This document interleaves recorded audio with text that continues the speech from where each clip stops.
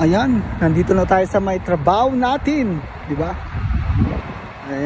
Medyo na late tayo ng punta dito sa work natin ngayon. Kasi galing pa tayo ng night shift, then diretso ulit tayo ng evening shift ngayon. Ganun talaga, kailangan natin kumita ng pera para sa ating pamilya, di ba? Ayan. Ayun, na late tayo ng gising. Niwanan tayo ng bus, kaya yatid tayo ni Mrs. dun sa pangalawang bus stop. Tignan yung mga puno namin, kulay dilaw na. Means fall na. This is the first day of fall ngayon pala. Ayan, medyo malayo-layo rin to 10 minutes away from our home to. Kaya sabi ko kay Mrs. bilisan niya, baka malit ako sa trabaho. Na lang, nabutan pa namin yung number 4 dito sa may Nelson Road.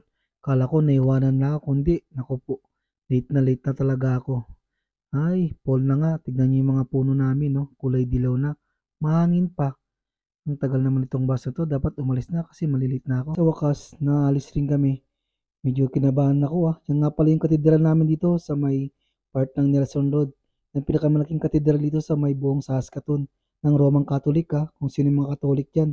Maganda magsimba dito. Ay, dilaw na nga itong mga dahon ng mga puno namin. Naglalagas na. Fall na nga. Ay, malapit na naman mag-winter. Naku po. Ito nga pala isang school dito na Catholic school rin, St. Joseph. Malapit sa amin. Naku, may tasakay pa yata. Walang traffic dito sa may Pleasant Avenue. Kundi, malilate tayo kasi kapag ganitong oras, matraffic na dito. Naalala ko pala, weekend pala ngayon kaya walang masyadong tao at walang masyadong sasakyan. Ay, nabutan pa tayo ng stoplight. Nandito na pala tayo sa may Pleasant Avenue. Naku po, malapit na tayo. Lang pala natin dito sa may downtown. May naririnig akong mga ingay dito. May nagrarally pala sa harap ng City Hall. Naku po. Uwi na lang kayo. Magpahinga ng oras na.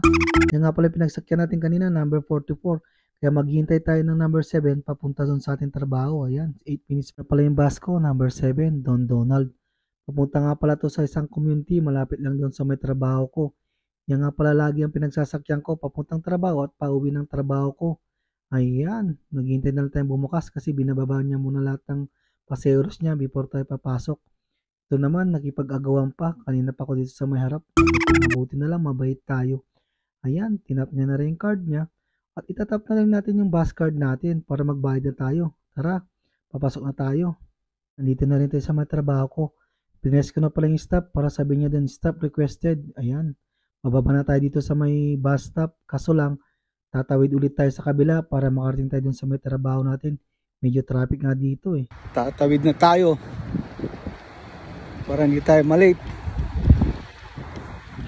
Kumakaway pa yung trabaho ko. Sabi niya, ginagawa niya ito. Nagbablog pa dito, papunta na dito sa may trabaho niya, di ba?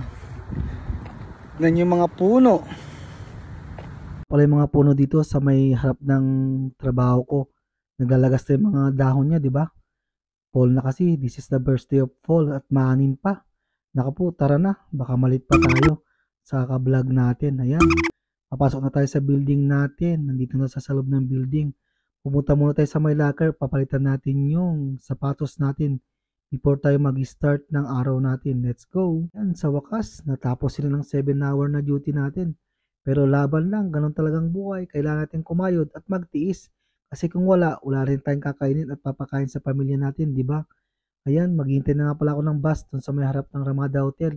Medyo madilim na, kaya nag-iingat na pala tayo sa may bus stop. Ngayon ko lang napansin tong bar na to. Ang daming kabataan na pumupunta. Pag tuwing Sabado pala, puno pala yan at open sila. Pero pag nandito ako sa weekdays, wala naman. Hindi naman ako open, kaya pala. Nga pala yung bus natin. Sa wakas, dumating rin. Number 35 pala yan, papuntang City Center sa may downtown. Kung hintayin ko pa kasi yung number 7, naku, malilit na tayo. Naku po. Wala yatang laman yung bus card natin. Laging ganun naman lagi pag nagtatap ako sa una. Medyo kinakabahan ako. Kasi minsan sisingilin ka ng driver. Wala pa naman akong bariya. Sabi ng driver, sige lang. Baka sirain. Naprate sa downtown. Ito nga pala yung last na sasakyan ko. Patungo sa aking tahanan. Ayan, number 44. Bubuksan na natin. Ay, wala palang driver. Sabi sa akin na matanda, lumabas na yung driver. Kaya pala nagsisignal siyang ganyan. Ayan, bumukas na. Dumating na yung driver. Pinauna ko ni matanda. Siya nga pala yung kausap ko kanina. Ayan, tatap na natin yung card natin. Naku po, meron naman laman. Ba't kanina ayaw? Loko-loko talaga. Kami lang palang paseros ngayon. Nandito na tayo sa bus stop. Hinihintay na lang natin si Mrs. para sunduin tayo. Ito nga lagi kong routine. Pag panggabi ako o short evening, lagi niya ako sinusundo dito sa may University Height. Yan. Maghintay na lang tayo ng ride natin, then pauwi na tayo. Diba? Ayan, sinundo na tayo ni Mrs. Pauwi na tayo ng bahay niyan. Mga 5 minutes na lang to papunta sa amin. Ito ang araw-araw naming routine pag panggabi ako. Kasi maaga siyang umuwi. Pero pag weekend, minsan kinukuha ko rin sakyan pero hindi naman masyado. Kaya ngayon, kailangan yung sakyan kaya pinagpapasundo ako lagi. Ayan, uwi na tayo. See you at home. Nakarating na tayo sa bahay. Papahinga na lang tayo. Tapos maliligo na. Tapos kakain. Then matutulog. Ready ulit para bukas. Ayan.